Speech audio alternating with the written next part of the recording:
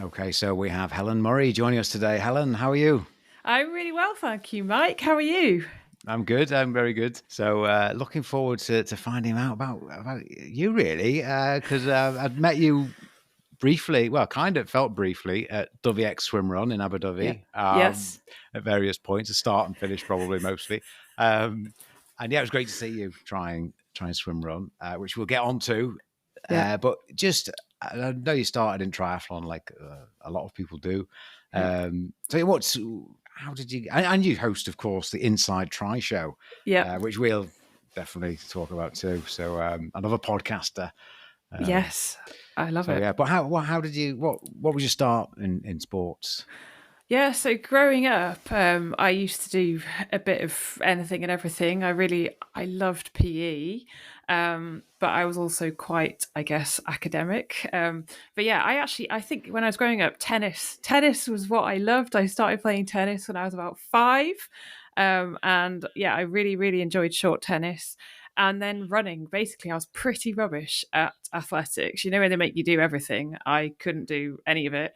I couldn't really jump very well. I definitely could not run fast, but I could keep on going. So I would always be the one to be sort of, my name would be put down by the PE teacher to go and represent, the school at the 800 meters or the 1500 meters in the local athletics meet.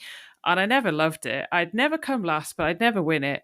But I just used to be able to keep going. So yeah, I think I inherited some sort of all right running genes from my dad.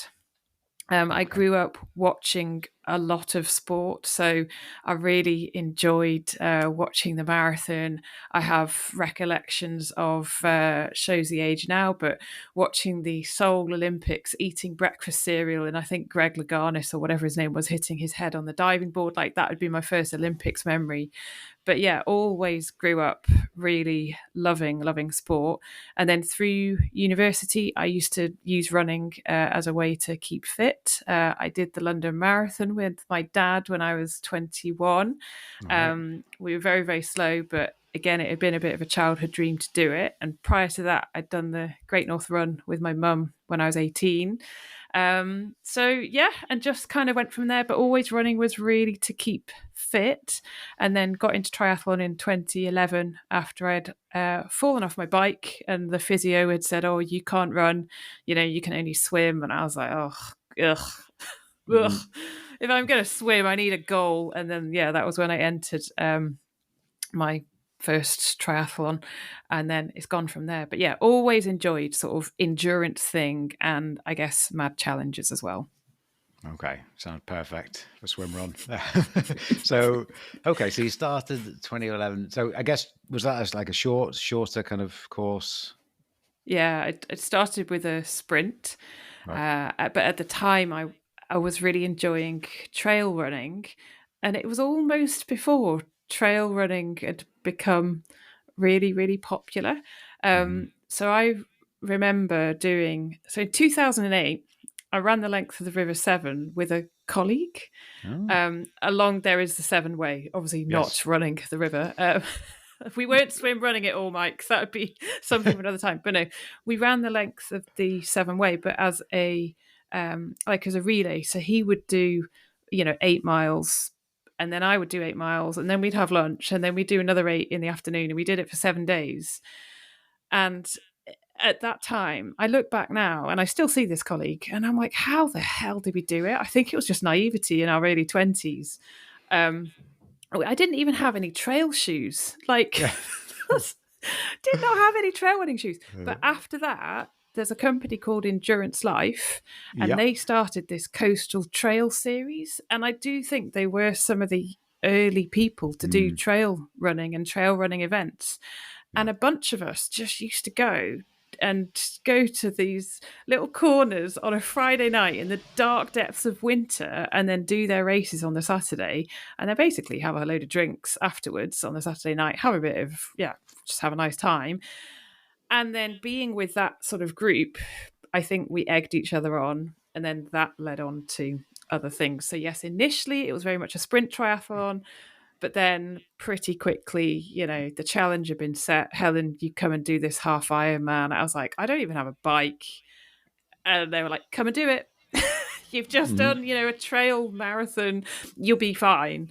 And I'd be like, I don't have a bike. I've not swum since I was young. Come on, Helen, no excuses. And I said, fine, I'll come and do this half Ironman distance thing in 2012 if you come and do a cross-country ski marathon with me earlier in the year. And that was the deal. Right. Okay. So skiing. So what was that? What was the cross-country ski marathon? So it's called the Engadin cross-country ski marathon. Oh, right, yeah. And it is a marathon distance, and you are on cross-country skis. Could I ski? Not really. Right. I'd had a few lessons. But honestly, that was it. It's not like I grew up skiing. So yeah, cool. Basically shove on some very, very narrow skis and use the lungs and the fitness. Yeah, brilliant. And the arms as well. Arms. Every muscle after that hurts. Yeah. But it's the sort of thing that if you enjoy an endurance challenge, so this particular one, the Engadin, and there are other examples around the world of sort of mass cross-country ski events, but they're amazing. So there'd probably be about, I don't know, 11, 14,000 people all on skis. Wow. Yeah. It's one to have a little Google of, have a little look up, and see if you can enjoy the good winter activity. Good winter activity. Yeah, get you outside. So just on the 7-way, because I've done a little bit of it. Did you, with the relay, did one of you go back and then get the car? Were you doing it that way?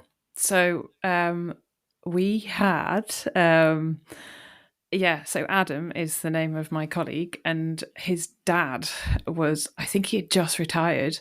So he was like our support vehicle. Oh, that's good. And again, Mike, this was pre-GPS. We were carrying maps. Right, did it. Yeah. We were carrying OS maps.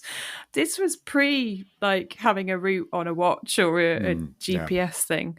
At the beginning it was very easy because the river is so narrow at that point that there are a lot of roads that cross. So we could have the vehicle with us. But then after that, as you get further south towards Bristol and the mouth of the Severn, it becomes a little bit harder for those roads. But that was how we did it, basically. Brilliant. Sounds good. I like it. Okay. So then, so when did you, I guess you did quite a few triathlons, and you did, we've just mentioned off air a swim run I'd not heard of in the UK, yes. Which you did. So tell us about that one. So I was trying to think what year was this? And I think it might have been 2013 or 2014. And the company I have mentioned, Endurance Life. So I think they were trying to branch out a little bit, and they put on a swim run event down in South Devon. And I think they had, and I don't think many people had done it before at this point, because, well, you'll know this more than me, but I mean, there weren't swim run events at that point. No. Not in the UK. No. So they had brought it over from Sweden. And I just remember having to buy again, there weren't even swim run wetsuits. I think I just got an old wetsuit and cut off the arms and legs a little bit.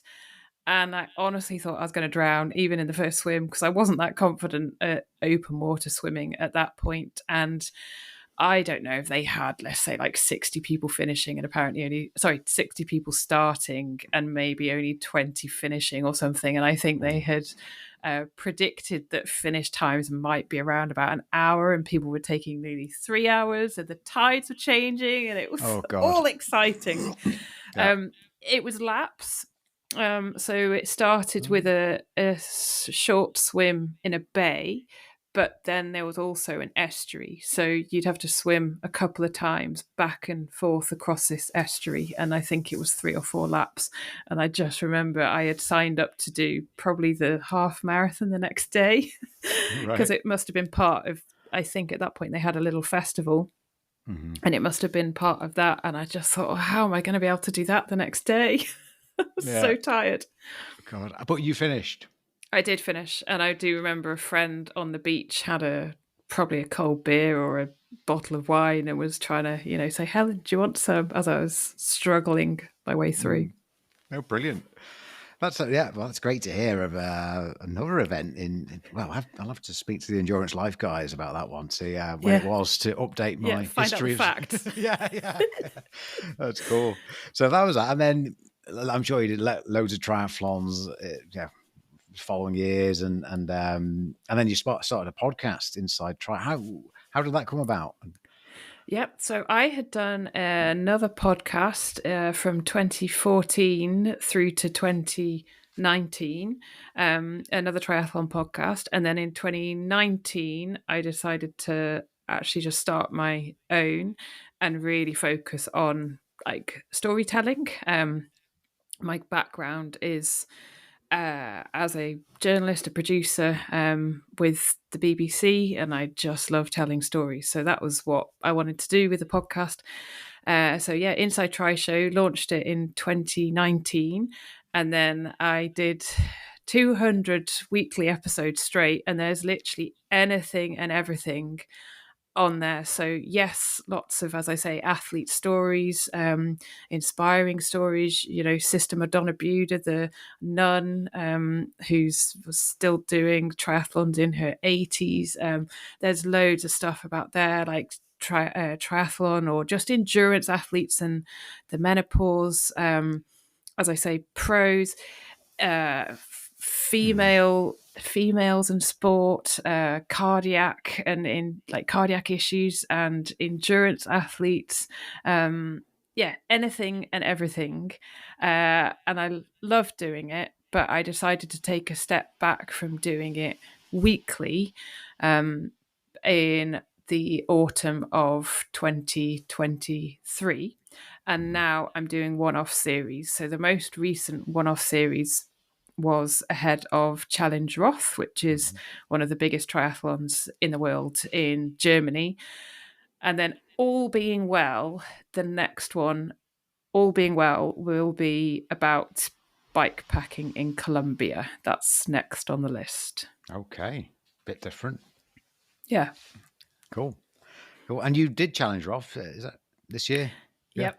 So I did Challenge Roth in July. And it had been, I want to say, 2 years in the making. I had entered it, but in 2023, it was also sort of competing with a big bike endurance event called the Pan Celtic Race.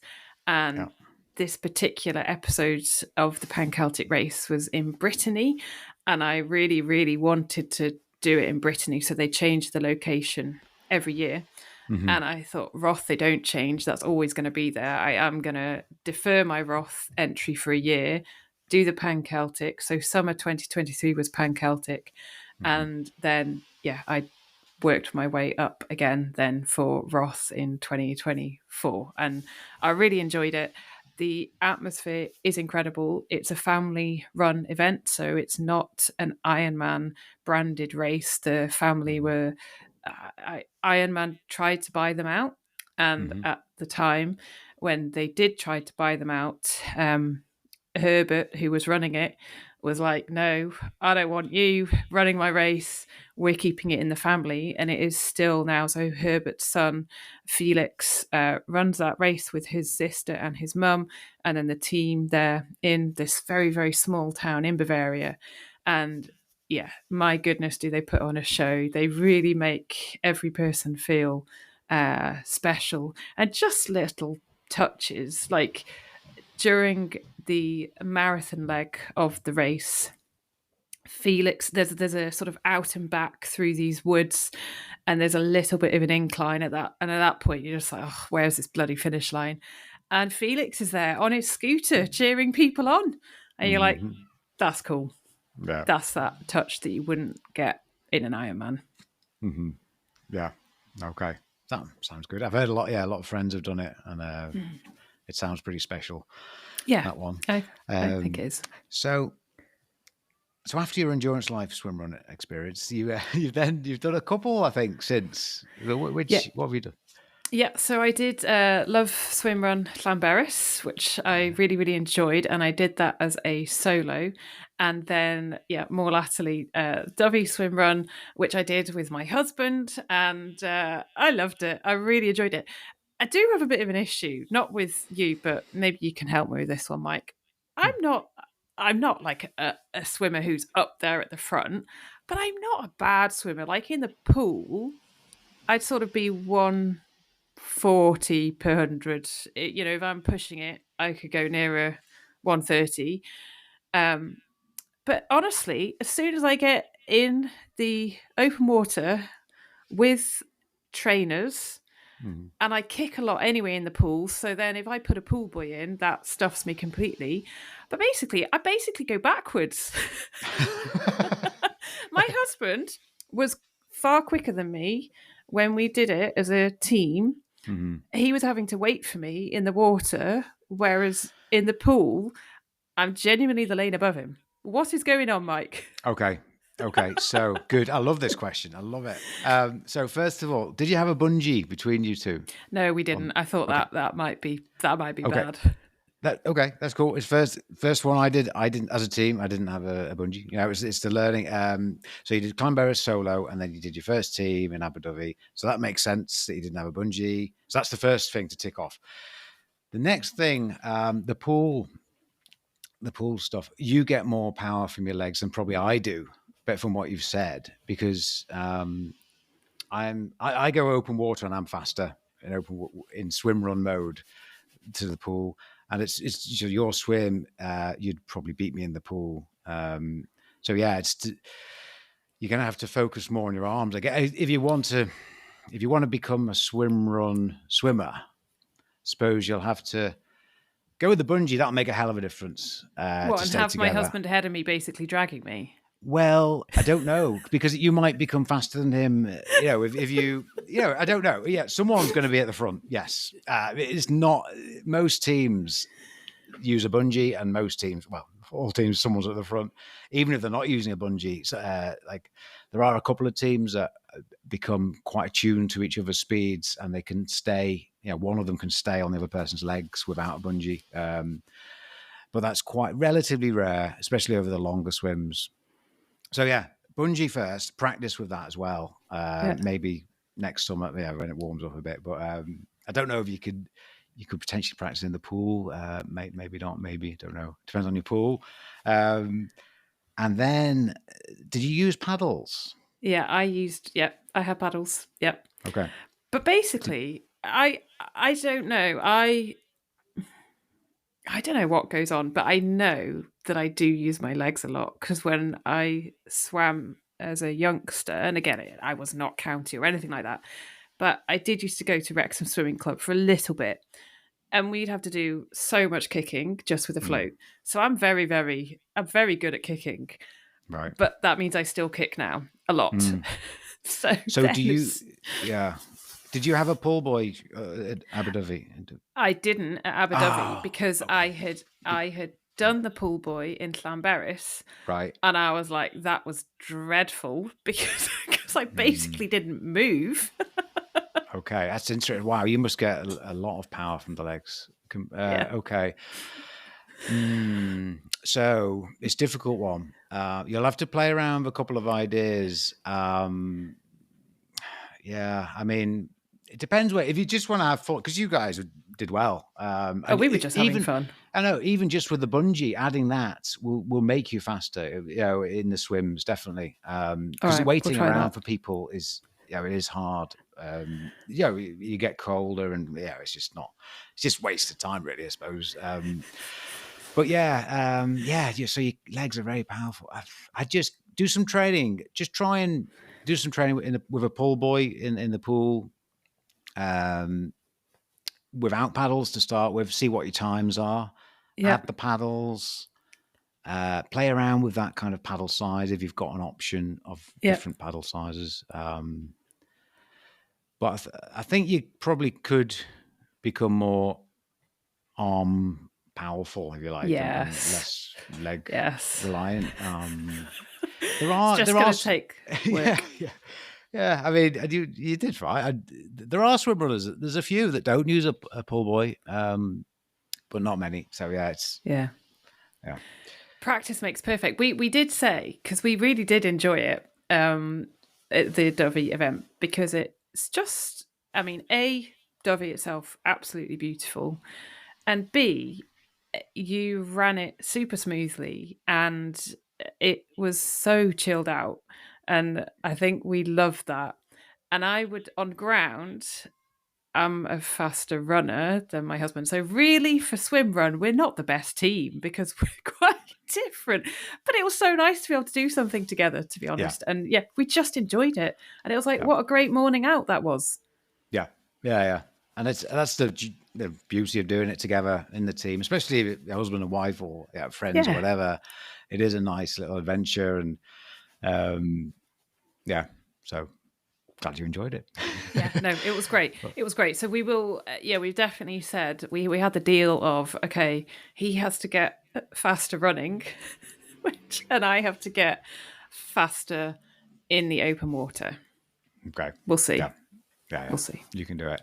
So I know Chris Goodfellow has a pool that let him practice swimming with his trainers on in the Oh, pool. really? Yeah. Now I don't know. I mean, that sounds. He has a pair of trainers he just uses for the pool. So yeah, Interesting. probably that helps. But I know he's very into his swim training and so yeah, that's another thing to ask the lifeguard on duty. I mean, it's always worth asking, isn't it? I can't see in one pool, I can't see them saying yes. In another pool, it's a little bit more skanky. They might be more open to saying yes. Yeah. Say you've got Veruca or something. Yeah, exactly. Okay, good stuff. And have you got any lining up for next year, or is it? Events and adventures. Yeah, yeah. Yeah. So I mentioned bike packing in Colombia. So we are heading to Colombia for a month, and we're just going to do 10 days of cycling, hopefully. So I cannot wait. So that's really exciting. And then in 2025, currently the only thing I have so far entered is there's an ultra marathon / hike thing in Shropshire, which I'm going to do with a friend. So it's called the Shropshire Way 80K, and we're going to do the marathon distance, and I'm really looking forward to that. We need to look at dates, but yeah, we definitely said we really want to do another swim run. So want to know when Tallaght is, and again Dovey, and just sort of see what's happening when. Yeah. And then we're going to hopefully go and do a big hike in Corsica and potentially do a bit of bike packing in Germany. So yeah, they're the current sort of plans, but nothing has been fixed down quite yet. Is that the GR20? It is the GR20, yes. Yeah. So my husband's already done it maybe cool. 15, 20 years ago. And he said, I really want to go back and do it. I really, really, really want to go back and do it. So it's like, cool, let's go. Let's do it. Brilliant. Have you done it? Cool. No, I've got a couple of friends who've done that one. That yeah, sounds good. A lot of height gain from what I remember them saying. Yeah. Yeah. Yeah. No, it should be, I've seen photos of it, obviously reading the guidebook and things like that. And from what my husband said, it's, really impressive and stunning. And this is not on my radar at all, but it's one of those things that I wouldn't have necessarily thought about. But I've got a friend who's currently doing quite a bit of traveling, and she put some photos up of some hikes in Japan. And as I say, it's really not on my radar to go to Japan hiking next year at all. But my God, it looks amazing. Right. Yeah. There's too many places, Mike. Too many places to want to go, and adventures to be had, and everything. I sometimes think, the Engadin swim run would appeal. I lived in Switzerland for a little bit, and having done the Engadin cross-country ski marathon, I've seen it in winter. and I know how stunning it is. And I just think, a swim run round there would be epic.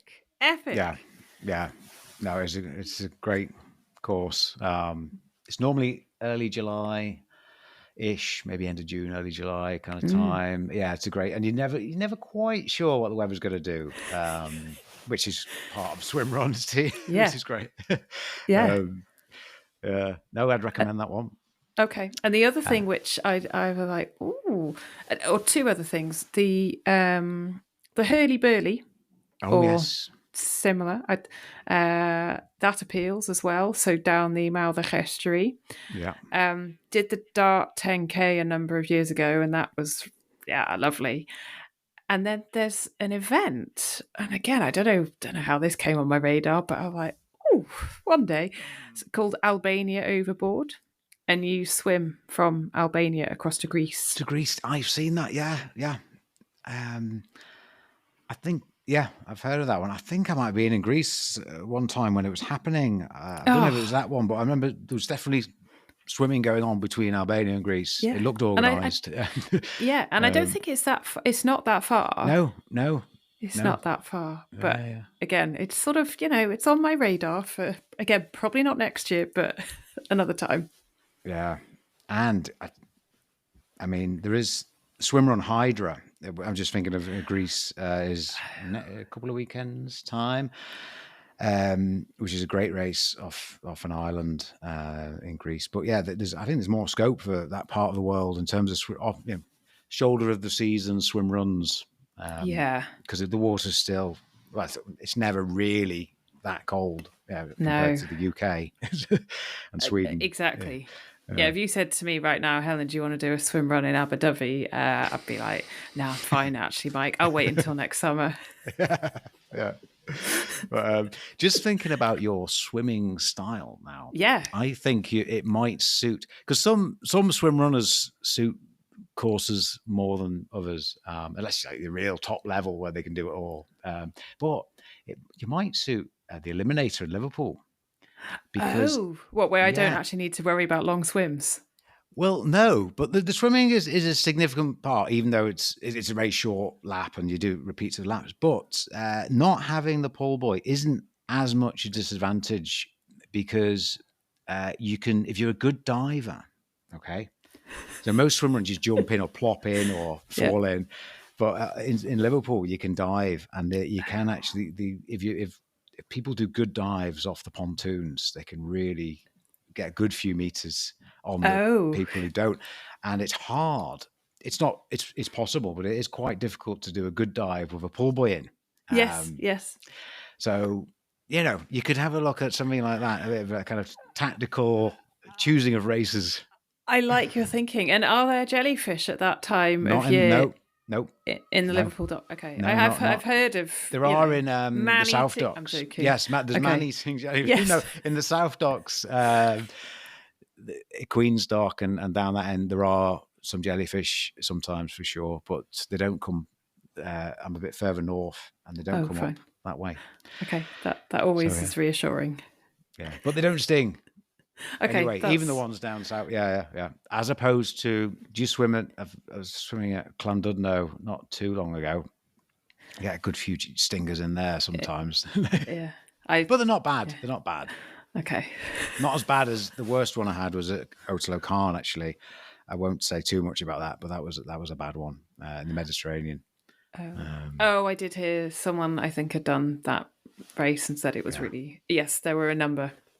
Yeah, great race though, part of the Yes. adventure. And so yeah, there we go.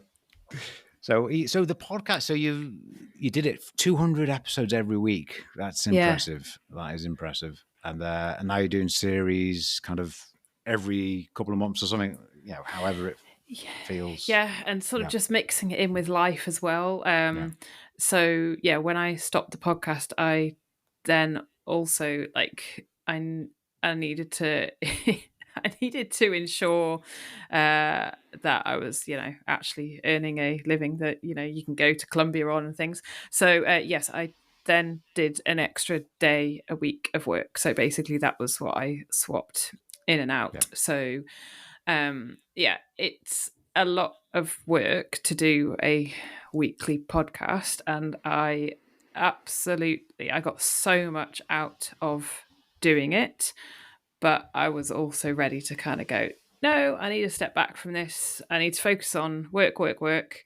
And then I will still do those series as and when. And then I can sort of pick and choose as well what I want to do, and perhaps when time is a little bit more on my side. So, for example, with the Roth one, I started planning it, I want to say in March, and actually it went out in the 8 weeks leading up to Roth.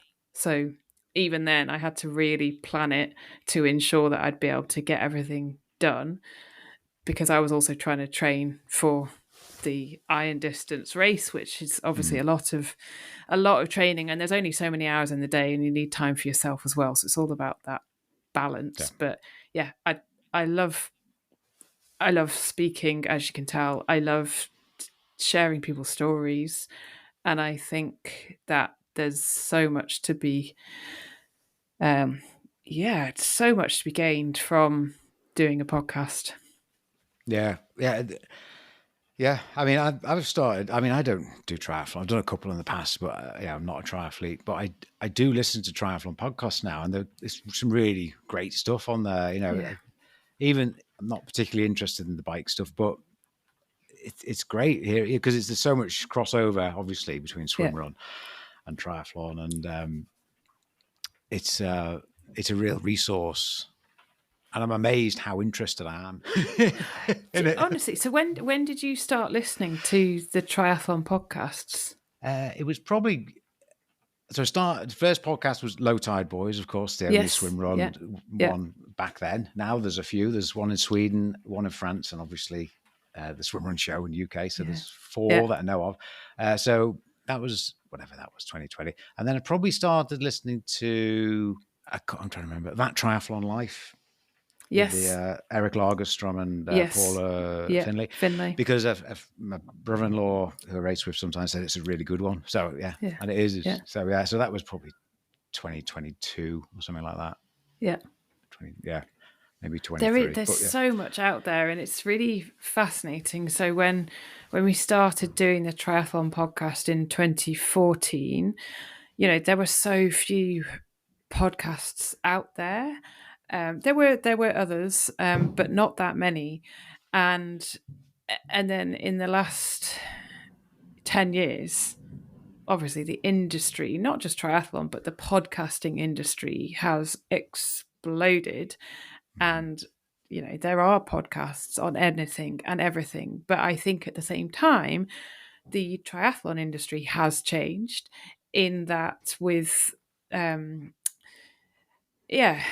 companies like the PTO, different race calendars, the Ironman Pro Series, all of that is just professionalizing the sport more and more. So when we started, it was really easy actually to get athletes on the podcast because there weren't that many other outlets apart from magazines, but through the podcast format, it's generally more immediate. Whereas actually during that time, more athletes now have agents. They don't need to go on a podcast that no one listens to. Like, that's not the best use of their time. And there are a lot of podcasts that wouldn't have that engaged listenership. So then I think then your podcast has to focus on something else. Or if everybody always has the same guests, then the listener, unless they absolutely love that person, you'd be thinking, well, I've already heard that guest on that particular podcast. I'm not going to listen again. So there's a lot more competition, and it is a lot harder if you're going down the pro athlete line, because they all have their own YouTube. They all have their own media. So why do they need to do podcasts and things? Yeah.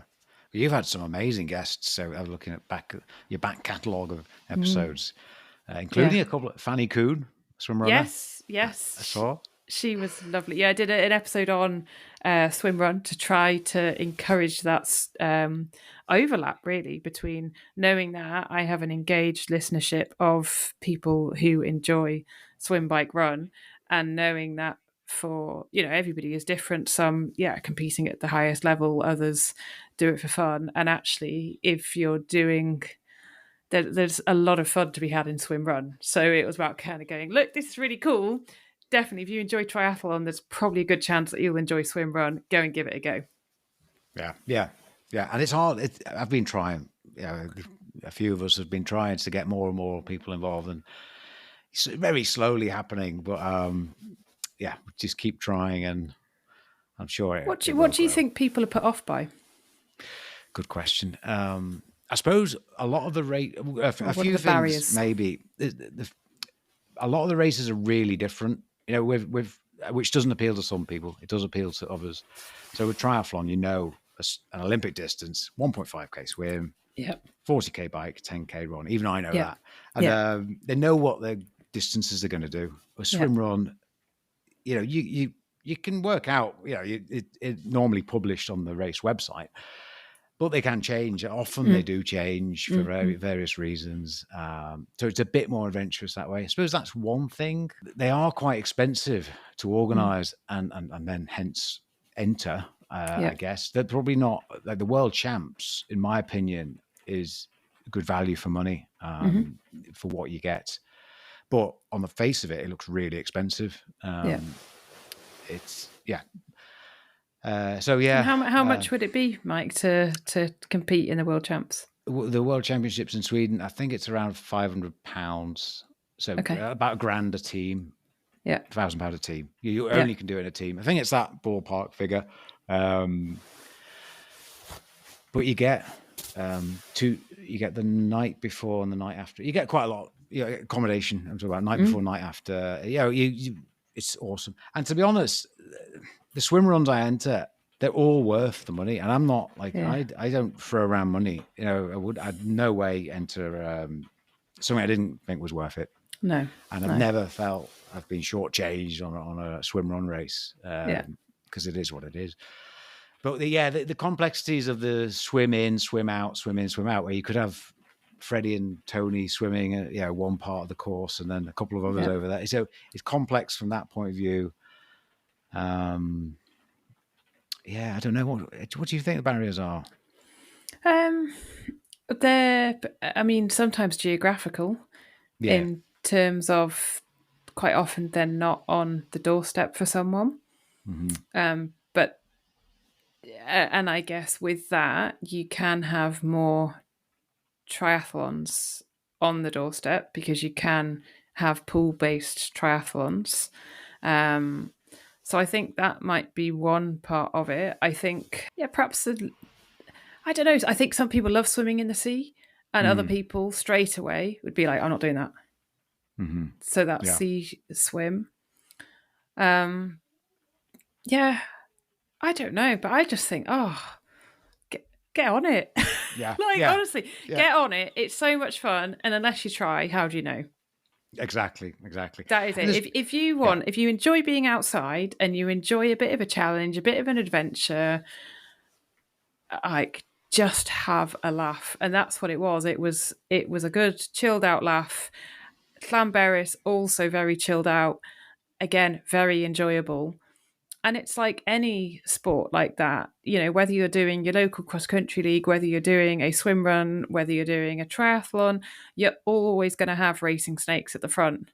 But doesn't mean but you don't have to be an expert at it to get the most out of it for you and to enjoy it. And I think that's the key part of it. There's only ever the races I organise is a handful of people who've done loads of swim running, and they're still super friendly. They're the people you want there because people learn from them. They're super friendly people that people learn from.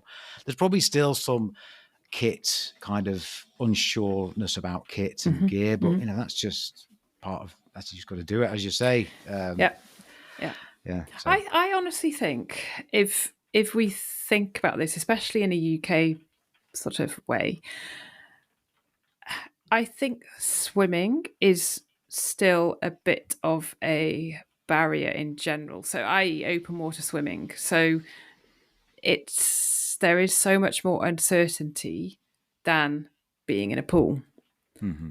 And I a lot, you have to be a confident swimmer to then want to be able to go out in the sea or in a lake, and I think that would be a key part of it. So already the people within triathlon who enjoy swimming and enjoy running have probably tried a swim run, and if they haven't, again, all I'd say is give it a go.